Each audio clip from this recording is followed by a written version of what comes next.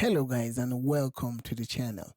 So today I want to show you a step-by-step guide, a very easy guide on how to record in FL Studio, how to record vocals or how to record your song in FL Studio. So first of all, when you open FL Studio, it is always blank like this. So there are a few settings you need to do to actually enable you to record in FL Studio. First of all, you need to come to audio where it says option and come to audio settings. You need to choose what is your preferred drivers for recording. If you have a sound card or let's say an interface, you could actually, if you installed the drivers for the interface or the sound card, you could actually see here. As you can see, it says Focusrite. Mine is Focusrite USB RCO, but you could actually use FL Studio RCO 2 to record. So on my mixer, on my interface with sound card, I have my mic, which is inside. My mic is on the input left or input 1. So this is FL Studio. So all you need to do is to load up your instrumental or your beat. So let's see. Let's say this is our beat. So I'm going to load up my beat on, let's say, the first channel. For me, I prefer loading up a beat on the first channel. For me, I prefer loading up the beat on the first channel. So as you can see, this is the first channel.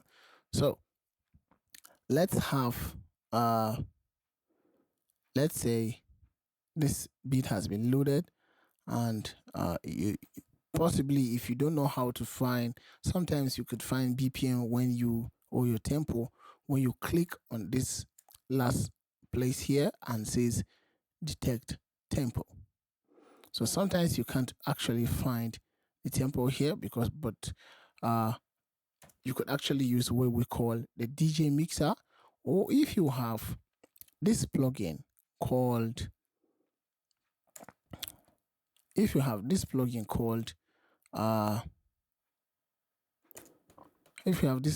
called Auto Key by Antares.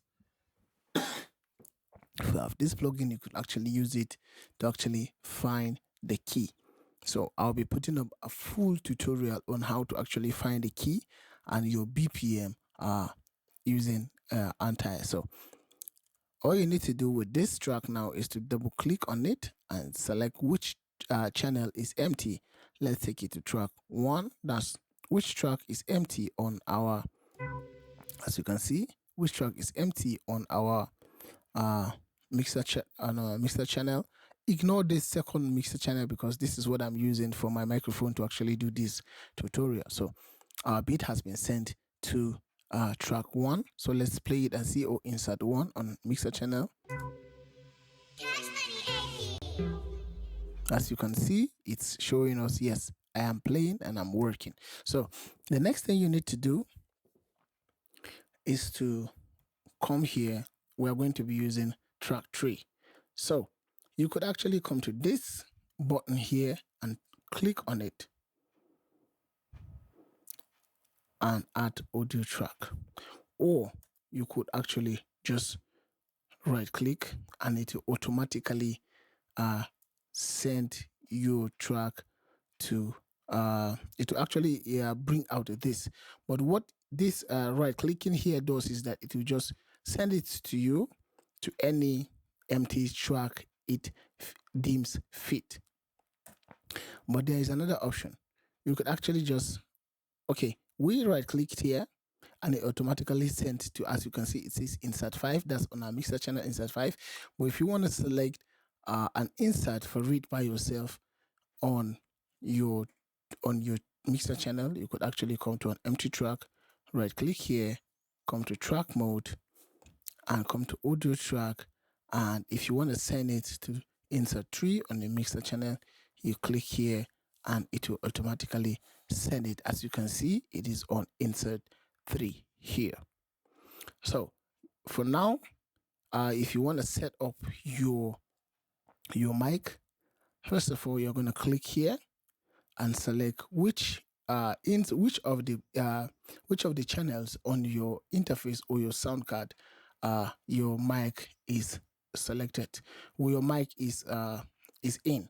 So as you can see, as I've said, mine is on 1. So when I click on 1, it will automatically send it to the one on my interface. And then this is where you click to record. As you can see, this is where you click to record. So this must be on, this must be armed first before you can arm it here to actually start recording.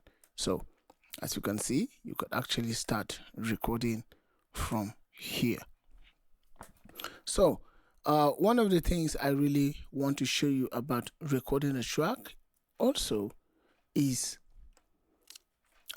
this.